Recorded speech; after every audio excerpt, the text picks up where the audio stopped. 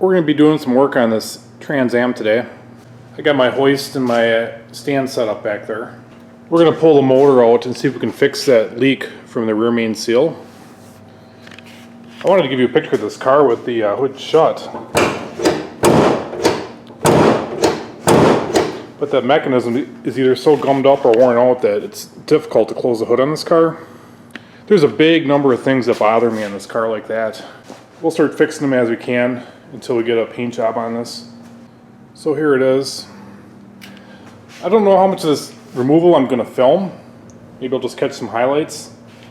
I'll make a couple marks on those hinges where the bolts were, and then I got some moving blankets. We're going to put the hood on the roof gently, and that should be a good place to store it. I bought a box of these specifically for storing auto body panels. We'll see how they work out here. And I just threw a couple of marks on them bolts with a paint marker for easy alignment when we reassemble this. You know, this car has some alignment problems, like this fender isn't perfect, and it more than likely needs a bushing kit holding the subframe on, and all that stuff's going to have to wait until it gets to the big paint job. The objective here is just to get the motor out, get it sealed up, get it painted, get it back in, and fix as many annoyances in the engine compartment as possible. One of them being that the distributor is not getting a full 12 volts right now. Somebody upgraded this to an HEI at some point. I'd like to do something with this AC mess too. I don't know if it's going to happen right here and now. I'm considering getting a new engine harness for this motor. I mean,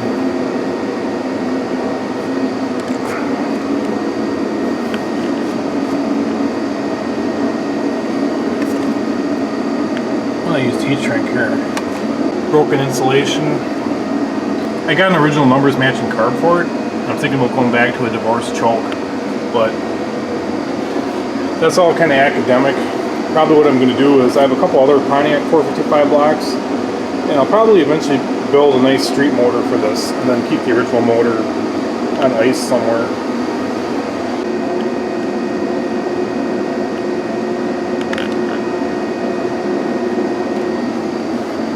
Oh yeah, there's going to be a lot of cleanup on this wiring harness in this engine bay for sure. Let's see what this California coolant looks like here.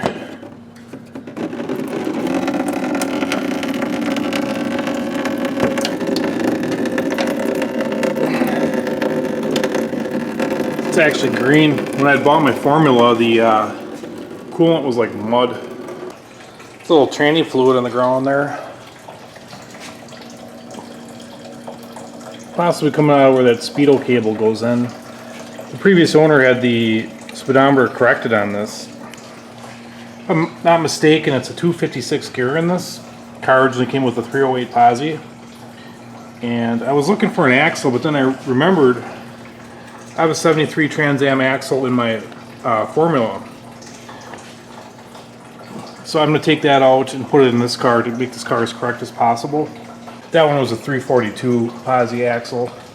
I'm not sure the date code is probably a little bit later than this. This is a very early 1973 car. I think it was assembled in like the first couple weeks of 1973. So actually a lot of the parts are date coded 1972. But I'll probably make an attempt at sealing up this tranny a little bit better, maybe put a new pan gasket on it. I did get a Hughes 2000 converter for this engine removal. We'll pop that in while we have the part. Try to get a little bit more snap off the line. Probably tough to hear and see, but there's wheel bearing play in this. And I've gotten the habit of slightly preloading my wheel bearings so I don't have the play in the wheels like this.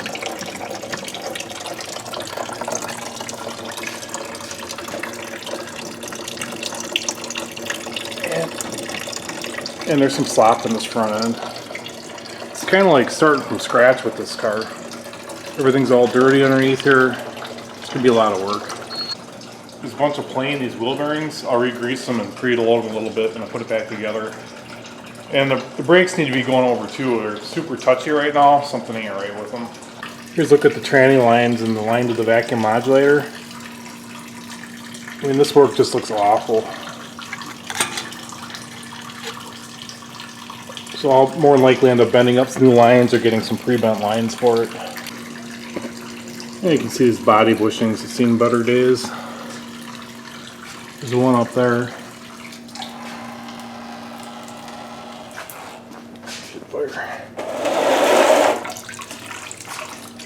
Oil is caked on the mufflers. It was burning off the whole way back from California. But the good news is, this body is fantastic. I don't know how much you guys can see this, but there's checking in this paint.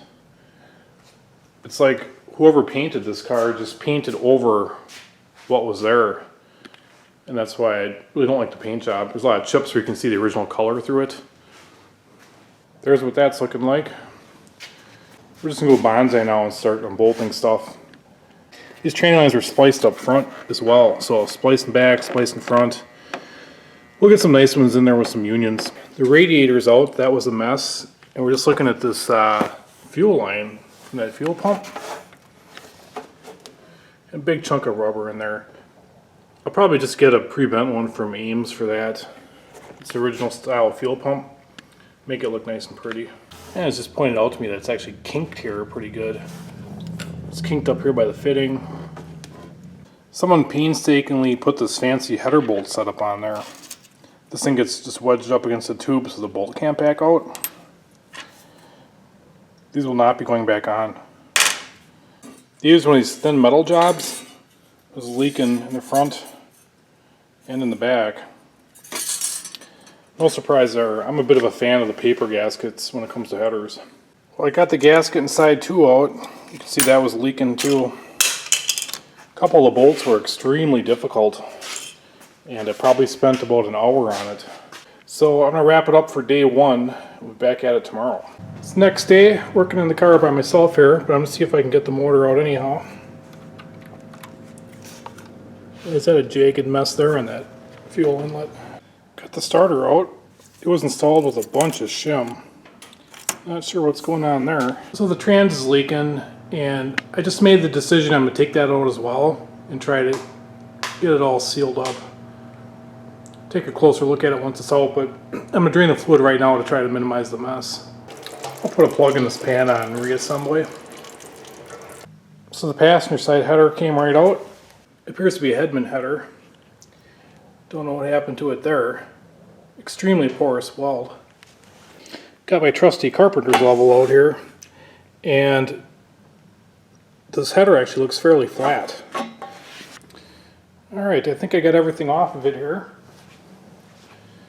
I had to steal the chain off my TIG cart. It's actually on the short side. I'm going to have to get a new engine pulling chain and dedicate that one to the TIG cart. And I got my jack under there underneath that Turbo 400 transmission with a piece of plywood on top of that saddle. See if I can maneuver the engine hoist over here and see if it pops out, and see if I forgot to unhook anything.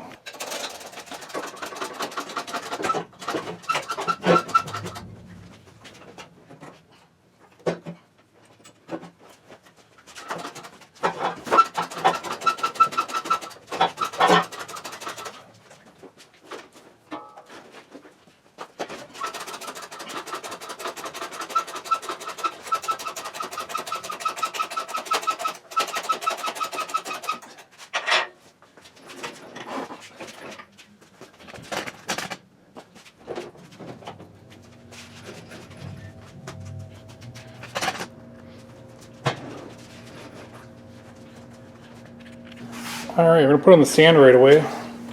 See if we can find some bolts for this job.